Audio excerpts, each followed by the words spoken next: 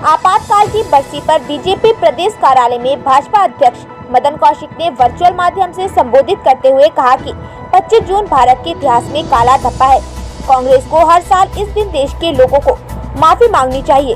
आपको बता दें कि 25 जून 1975 को कांग्रेस सरकार ने आपातकाल लगाया था। प्रदेश अध्यक्ष मदन कौशिक ने कहा कि आज भाजपा ने देश और प्रदेश के सभी जिला मुख्यालयों पर वर्चुअल माध्यम से जुड़े और इस काले दिन पर मीसाबंदियों को सम्मानित किया। उन्होंने कहा कि ऐसे काले कानून लागू करने के कारण देश में कांग्रेस की हालत खराब है। आप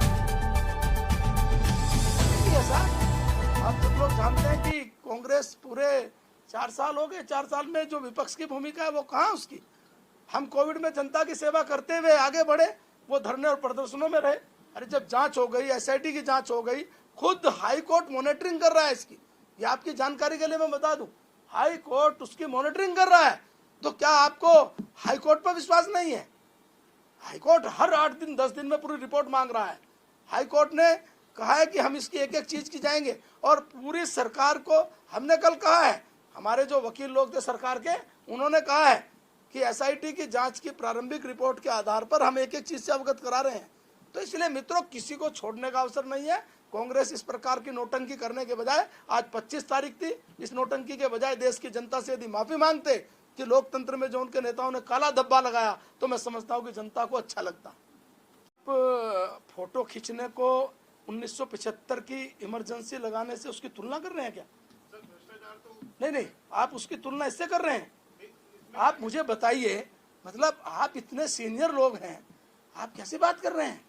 अरे अगर वहां कुछ हुआ है, तत्काल एसआईटी गठित होकर और उनके खिलाफ कार्रवाई, सख्त से सख्त उनको सजा दी जाएगी। ऐसा मैं सरकार को बधाई देना चाहता हूं, मुख्यमंत्री जी को। 1 मिनट की देर किए बिना उन्होंने तत्काल ये निर्णय लिया है।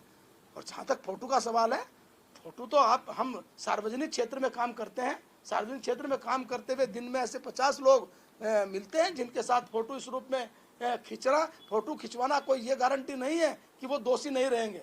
अगर वो दोषी होंगे, किसी भी रूप में होंगे, कहीं से भी निकाल कर किसी को छोड़ा नहीं जाएगा, दोषियों को सजा मिलेगी। ऐसा मुख्यमंत्री जी ने उसी दिन कहा था।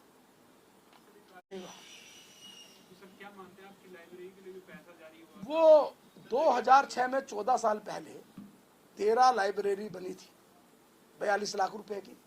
उस समय ये सारे लोग हाई कोर्ट गए थे पीआईएल लेकर। उसमें उन्होंने कहा था, साहब लाइब्रेरी की जो बिल्डिंग बनी है उनमें लाइब्रेरी नहीं चल रही है, उसमें सामुदायिक केंद्र के रूप में इस्तेमाल हो रहा है।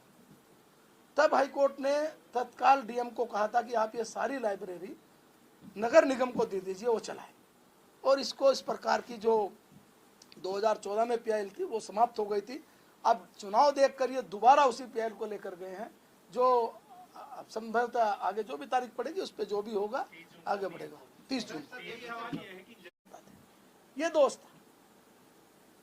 तो ऐसे ऐसे हजारों लाखों लोगों को जेल में डालने का काम किया। आज भी वो लोग जब याद करते हैं तो उनको वो सारी चीजें याद आती।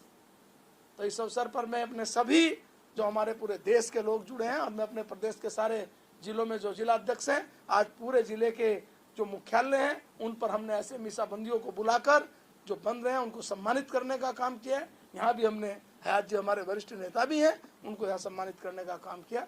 आज इस अवसर पर केवल इतना ही आपके सामने मुझे कहना। वे आगे बढ़े, वो धरने और प्रदर्शनों में रहे। अरे जब जांच हो गई, एसआईटी की जांच हो गई, खुद हाई कोर्ट मॉनिटरिंग कर रहा है इसकी। ये आपकी जानकारी के लिए मैं बता दूं, हाई कोर्ट उसकी मॉनिटरिंग कर रहा है। तो क्या आपको हाई कोर्ट पर विश्वास नहीं है? हाई कोर्ट हर 8 दिन 10 दिन में पूरी रिपोर्ट मांग रहा है।